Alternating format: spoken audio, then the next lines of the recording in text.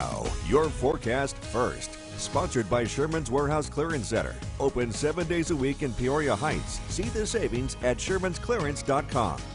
Good evening. I'm your local weather authority, Chief Meteorologist Chris Yates. It has been a cold and snowy day, but at least we've gotten a break this evening, at least for now. There's a view over downtown Peoria. Interstate 74 looking all right. Road crews have been working hard today. 16 degrees now in Peoria, and it's 14 in Bloomington, Galesburg, 14 in Macomb.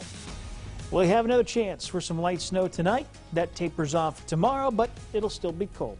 We'll let you know how much more to expect with your full forecast coming up. WYZZ News at 9 starts now. First tonight, a 2-year-old is dead and a 25-year-old man arrested. This now marks Peoria's 4th homicide of the year. Good evening, and thank you so much for joining us. I'm Shelby Roberts. Mark Welp is out on assignment. The Peoria County coroner says 2-year-old Emery Green was found at a home on Northeast Perry Avenue yesterday, not breathing and with multiple traumatic blunt force injuries. Peoria police have arrested this man on your screen, 25-year-old Shamari R. Williams, for first-degree murder. He's currently being held at the Peoria County Jail. Tonight, we're hearing from that 2-year-old's mother. WYZZ Sheridan Hertig spoke with her today. And Sheridan, how is she responding?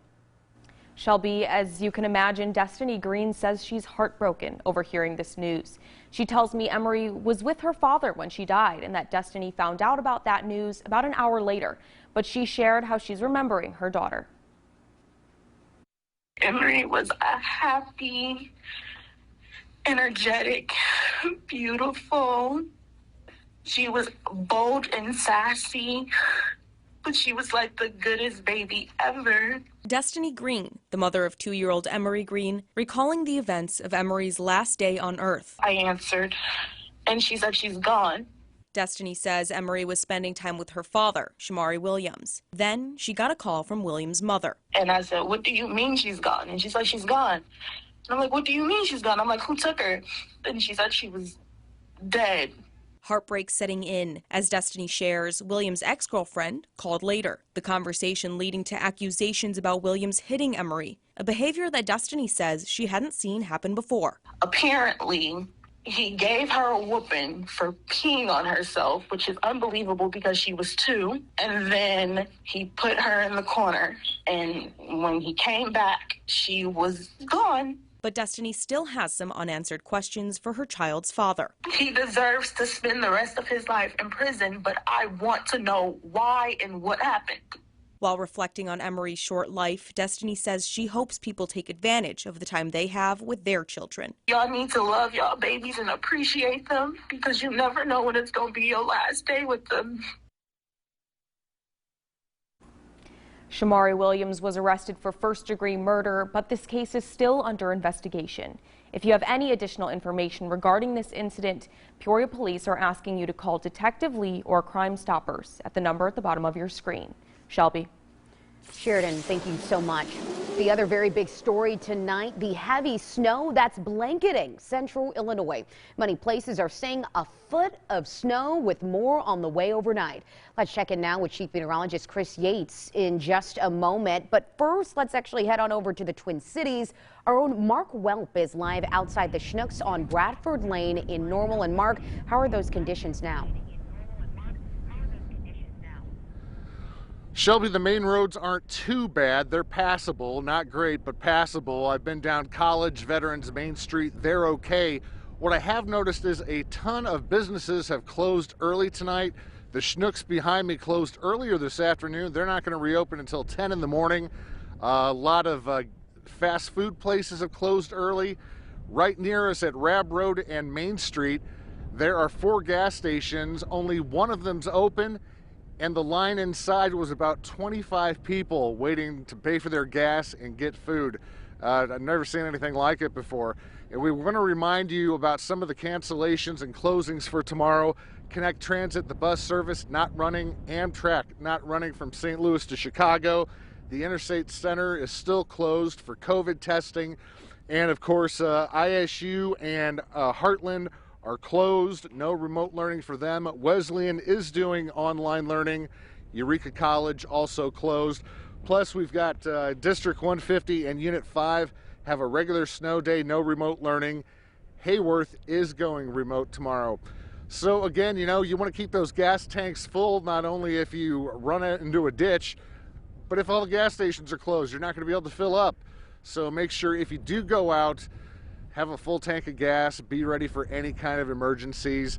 Again, it's a lot colder tonight. The plows are still running, putting down salt and trying to keep those streets clean. But the way the snow is drifting right now, it's a really tough effort for them. So reporting live for now in Normal. We'll see you back here in about a half an hour. Mark Welp, WYZZ News. Mark, thank you so much. Let's now check in with Chief Meteorologist Chris Yates. You've been tracking these trends all night long, all day long. What's the latest here?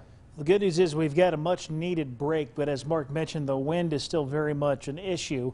The snow started off fairly wet, and then a couple hours into it, it started to turn a bit more powdery. And so it's blowing around like crazy. But Lewiston, 14.4, Minonk, 13 inches, Pekin, 12. Our official in Peoria from the airport is 10.6. We did set a daily snowfall record today with 8.2 of that, or 8.4 of that falling today. So 9.8 in Bloomington normal as well, though we've had reports out in the Twin Cities as high as 11 or 12 inches as well. Some adjustments to the winter alerts. We still have winter storm warnings east of the Illinois River. Winter weather advisories for the counties now to the west. Again, the impacts for the snow coming our way tonight, they're going to be lower as you head further to the west. So they've downgraded that to an advisory. But we are starting to see the snow filling in on the radar a little bit. A lot of what you're seeing out here is not quite reaching the ground, but the stuff pushing through Columbia, Missouri is, and that's going to be heading our direction. I'll give you the additional snowfall forecast and more coming up in just a little bit. Shelby? All right, Chris, thank you so much. Well, many people get to work from home today, but for first responders, there are no snow days. Our own Shabnam Dinesh shows us how Peoria firefighters and law enforcement officials are keeping everyone safe. As a winter storm roars through Illinois, first responders are going from call to call. It's business as usual. Crime doesn't stop because of the weather. Captain Chris Watkins with the Peoria County Sheriff's Office says they have responded to nearly 30 reports of drivers stuck in the snow. There's still a lot of traffic out right now, so I imagine it could double by tonight, but that's why we're just asking people to stay home. If you get stuck, he says to stay in your car. Do not get out and walk in the roadway because you can put yourself in danger because another vehicle could be sliding as well. He says a collision alert is in effect most likely through Thursday.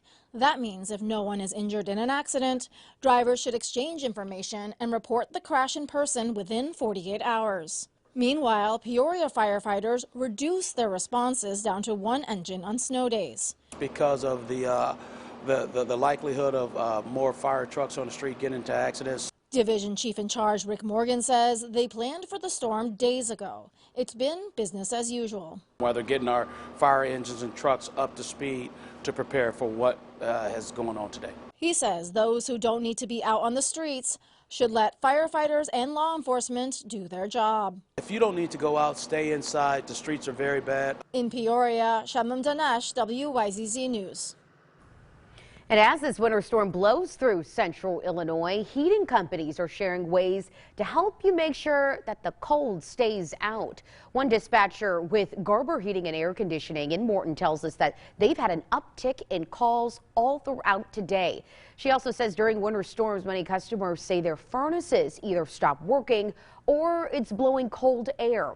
She says ways to prevent this include making sure your filters are clean on a monthly basis and also make sure your outside pipes aren't blocked with snow.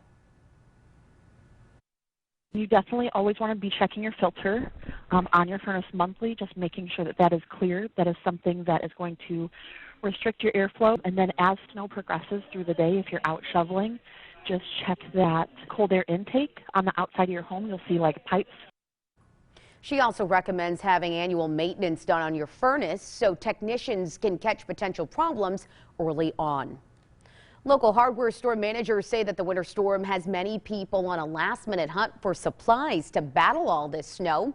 The manager of Nana Ace Hardware in Peoria tells us that they've gotten a large number of customers and calls today. He also says that the most sought-out items are shovels, ice snow melt, and snow blowers. He says that the day before the storms are usually the busiest, but they always see a last-minute rush as well.